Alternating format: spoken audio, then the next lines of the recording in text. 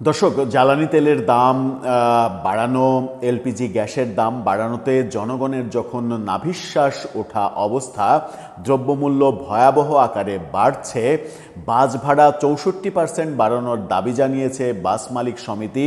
অন্যদিকে যাত্রী কল্যাণ সমিতি তারা বলছে কিলোমিটারে 15 পয়সা পর্যন্ত বাড়ানো যেতে পারে, এর বেশি বাড়ালে আন্দোলন হবে। এরকম মানে একটা ভ্যাবাচাকা অবস্থার মধ্যে যখন আমরা বাস করছি, তখন সরকারের একজন দায়িত্বশীল ব্যক্তি, বিএনপির একজন সর্বোচ্চ পর্যায়ের মানে নীতি নির্ধারক, একজন নেতা, প্রধানমন্ত্রীর একজন উপদেষ্টা, তিনি বলেন যে সরকার নাকি তেলের দাম নিজে থেকে বাড়ায়নি, জনগণের দাবির প্রেক্ষাপটে সরকার তেলের দাম বাড়িয়েছে। এখন প্রশ্ন হচ্ছে, জনগণ কবে কোথায় মিছিল করে দাবি করেছে কিংবা সমাবেশ করে সরকারকে আলটিমেটাম দিয়েছে যে আপনি যদি তেলের দাম না বাড়ান তাহলে আমরা লাগাতার হরতাল কর্মসূচি পালন করব। চলুন একটু জেনে দেখি এই মানে অসাধারণ বক্তব্যটা কে দিলেন, কিভাবে দিলেন, কি বোঝাতে চাইলেন, এবং আমরা জনগণ আজীবন ক্ষমতাসীন সরকারদের মানে পাল্লায় পড়ে নিজেদেরকে বোকাচন্দ্র হিসেবেই মানে রেখে দেব, সেই বোকাচন্দ্র হিসেবেই আমরা থাকবো কিনা আজীবন, সেগুলো একটু বিশ্লেষণ করে বোঝার চেষ্টা করে এই ভিডিওতে থাকবেন পলিটিক্স টিভির নিয়মিত আয়োজনে।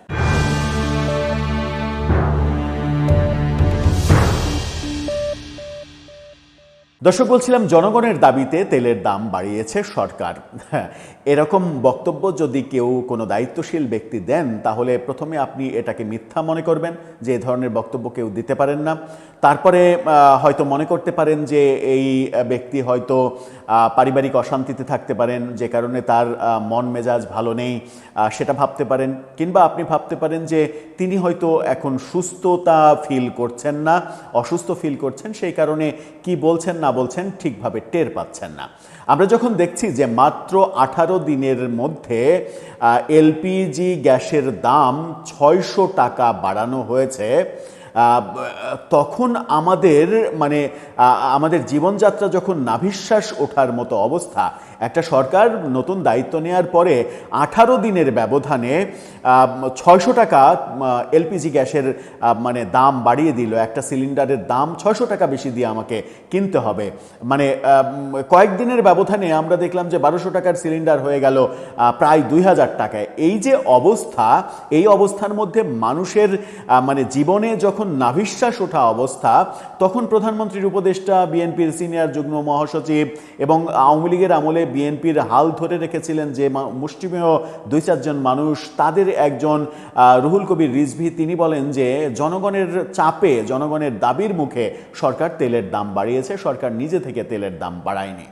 এটাকে কি আপনি উজবুকের কথা বলবেন, নাকি এটাকে আপনি অসংলগ্ন কথা বলবেন, নাকি আপনি এটাকে মিথ্যা কথা বলবেন, নাকি এটাকে আপনি তার অ্যাবসেন্ট মাইন্ডের কথা বলবেন, নাকি এটাকে আপনি জনগণের সঙ্গে এক ধরনের তামাশা করার কথা বলবেন?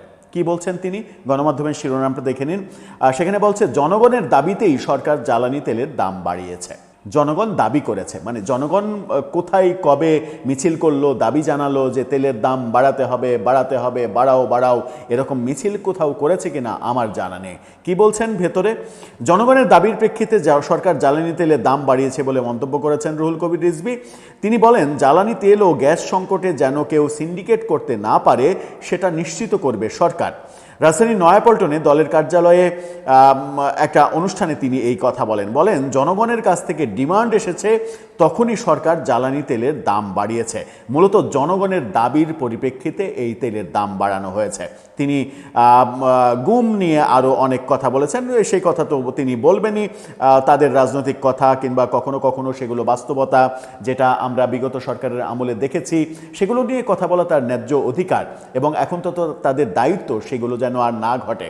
কিন্তু এই যে কথাটা তিনি বললেন যে জনগণের ডিমান্ড, জনগণ দাবি জানাচ্ছিল, জনগণ তেলের দাম বাড়ানোর দাবি জানাচ্ছিল, তাই তেলের দাম বাড়ানো হয়েছে, মানে জনগণকে এত বোকাচন্দ্র ভাবেন সরকারে যারা আসেন যুগে যুগে, তারাই এই এই এই এই ক্যালকুলেশনটাই আসলে মেলে না যে সরকারে যারাই আসেন তারাই জনগণকে কেন বোকা ভাবেন, জনগণ কিছুই বোঝে না এটা ভাবেন, জনগণের উপরে যা চাপিয়ে দেবেন তাই জনগণ মেনে নেবে। এই যে মানে ট্র্যাডিশনাল টেন্ডেন্সি হয়ে দাঁড়িয়েছে, এটা থেকে আমাদের বোধহয় মুক্তি নেই। যদিও জনগণ হিসেবে আমাদের দায় অনেক।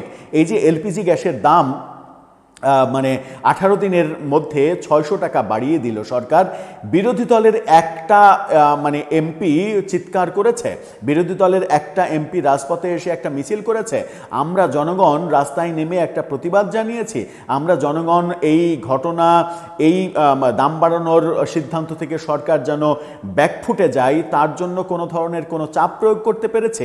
অথচ আপনি পার্শ্ববর্তী দেশ ইন্ডিয়াতে দেখেন, তেলের দাম যদি মানে 1 টাকা বাড়ে, কোনো কিছুর দাম যদি 4 আনা বাড়ে, 25 পয়সা বাড়ে, তাহলে তাদের জনগণ রাস্তায় নেমে যায়, আন্দোলন করে, সরকারকে চাপে রাখে।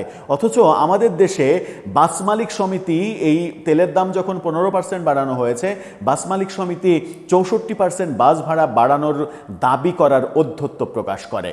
অর্থাৎ আমাদের ব্যবসায়ীরাও যেমন জনগণকে নিয়ে ছিনিমিনি খেলে, তেমনি যুগে যুগে গত 55 বছরে আমাদের দেশে যতগুলো সরকার এসেছে সব সরকারই ধারাবাহিকভাবে জনগণকে বোকা ভেবে চলেছে। কারণ আমরা জনগণ আসলে শুধুমাত্র ওই কখন শেখ হাসিনা সরকারের পতন ঘটাতে হবে, কখন খালেদা জিয়া সরকারের পতন ঘটাতে হবে, কখন ইউনূস সরকারের পতন ঘটাতে হবে, এই সাবজেক্টেই মনোযোগী। মানে আমরা শুধুমাত্র রাজনীতিতে মনোযোগী, কিন্তু নিজের অধিকার আদায়ের ব্যাপারে কখনোই মনোযোগী না।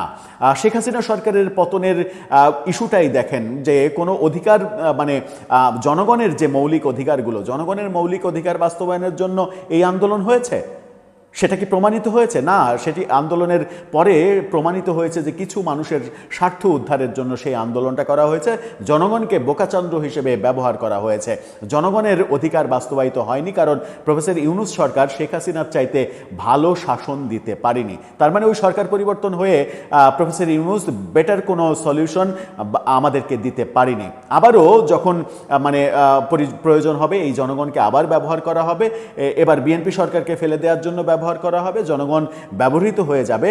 কিন্তু আমরা জনগণ কখনোই বুঝবো না যে একটা সরকার 18 দিনের মধ্যে এলপিজি গ্যাসের দাম একটা সিলিন্ডারে 600 টাকা বাড়িয়ে দেয়, আমাদের প্রত্যেকের নিজের নিজের তাগিদে রাস্তায় নেমে প্রতিবাদ করা উচিত। এবং প্রতিবাদের ভাষা অবশ্যই শান্ত থেকে, শান্তি শৃঙ্খলা বজায় রেখে প্রতিবাদ জানানো, যেন সরকার জনগণের পালসটা বুঝতে পারে, জনগণের অভাবটা বুঝতে পারে, সরকার এই ধরনের সিদ্ধান্ত থেকে দূরে সরে। তেলের দাম বাড়ানো অবশ্যই বাস্তবতা, বৈশ্বিক বাস্তবতা। তেলের দাম আপনি বাড়িয়েছেন 15%, 16%, 16.5% বাড়িয়েছেন, সেটা ওয়েল অ্যান্ড গুড, সেটা নিয়ে কেউ প্রতিবাদ করবে না। কিন্তু যখন আপনি হাস্যকরভাবে বলবেন যে এই তেলের দাম বাড়ানো হয়েছে জনগণের ডিমান্ডে, জনগণের দাবির প্রেক্ষাপটে, তখন বোধহয় আমাদের একটু যদি স্মরণ মানে করতে হয়, তাহলে একটু স্মরণ করা যায়, সেটা হচ্ছে যে পাম্পগুলোতে, তেলের পাম্পগুলোতে যে ভয়াবহ দুর্যোগ, যে ভয়াবহ লাইন, মধ্যরাতে লাইনে দাঁড়িয়ে পরের দিন বিকেলে তেল পাওয়ার যে চেষ্টা। এই সম্প্রতি আজকের পত্রিকার সম্পাদক তার ফেসবুক ওয়ালে তিনি পোস্ট করেছেন যে সকাল থেকে তার ড্রাইভার লাইনে ছিল, লাইনে থেকে রাত 10টায় গিয়ে লাইনে যখন সামনের দিকে যেতে পারেনি, পাম্প থেকে ঘোষণা করা হয়েছে তেল শেষ, আজকে আর দেয়া হবে না, কালকে দেয়া হবে। ড্রাইভারকে তিনি বলেছেন যে আচ্ছা ঠিক আছে, তুমি বাসায় চলে আসো। ড্রাইভার বলেছেন না স্যার, আবার তো কালকে যদি আমি লাইনে দাঁড়াই, আবার তো পেছন থেকে লাইনে দাঁড়াতে হবে, আমি লাইনেই থাকবো, আজকে সারা রাত লাইনে থাকবো, কালকে তেল নিয়ে তারপরে ফিরবো। এই যে বাস্তবতা, একটি বাংলাদেশের অন্যতম প্রধান পত্রিকার সম্পাদক কামরুল হাসান, আজকের পত্রিকার সম্পাদক, তিনি ফেসবুকে এটা লিখছেন। এই যে বাস্তবতা, এই বাস্তবতা থেকে বাঁচার জন্য অনেকে বলেছিলেন প্রয়োজনে তেলের দাম বাড়াও, কিন্তু এই মানে দুর্যোগ থেকে আমাদেরকে বাঁচাও, এরকম বক্তব্য এসেছে। কিন্তু এরকম বক্তব্য কি মানে জনগণের বক্তব্য, যে সরকারকে বলছে এখনই তেলের দাম বাড়াও? এটা কি বক্তব্য? নাকি বক্তব্য এটা যে আমাদের দুর্যোগের হাত থেকে বাঁচাও, যদি তেলের দাম বাড়িয়েও বাঁচানো যায় তবুও আমাদের এই দুর্যোগের হাত থেকে বাঁচাও? দুর্যোগের হাত থেকে বেঁচেছে জনগণ, পাম্পে লাইন কমেছে, পাম্পে গেলেই সাথে সাথে তেল পাচ্ছে জনগণ, তেলের সংকটটা কোথায়? ডিজেলের সংকট হতে পারে, কিন্তু পেট্রোল, অকটেন এগুলো তো দেশে উৎপাদন হয়। একটি গণমাধ্যম খবর দিয়েছে যে অকটেনের মজুদ, বেসরকারি যে মজুদ, সেই মজুদে ট্যাঙ্কে ওভারলোড হয়ে যাচ্ছে, কিন্তু সেই মানে তেল সরকার নিচ্ছে না। এরকম খবরও তো গণমাধ্যমে আসছে। কেন? যেন মজুদদাররা মানে মানে এই সিন্ডিকেটের কাছে আপনারাও পরাজিত হবেন, যে মজুদদাররা মজুদ করে রাখবে, সরকার দাম বাড়ানোর জন্য ওয়েট করবে তারা, তারপরে দাম বাড়ানোর পরে মানে পুরনো মজুদ তারা বিক্রি করবে, সেই সময় পর্যন্ত সরকার তাদের সময় দেবে। মানে এই যে পুতুল খেলা, এই যে পুতুল নাচ, এই পুতুল নাচে জনগণ আর ভোগান্তি কতকাল পোহাবে? আর এই তামাশার সংলাপ, তামাশার বক্তব্য, এগুলোই বা কবে নাগাদ বন্ধ হবে? দর্শক, আপনার কাছে কি মনে হয়? সব কিছু মিলিয়ে জনগণ, আমরা সাধারণ জনগণ যারা, তারা কি তামাশার পাত্র হয়েই থাকবো আজীবন? আপনার মতামত জানিয়ে লিখতে পারেন আমাদের কমেন্ট বক্সে।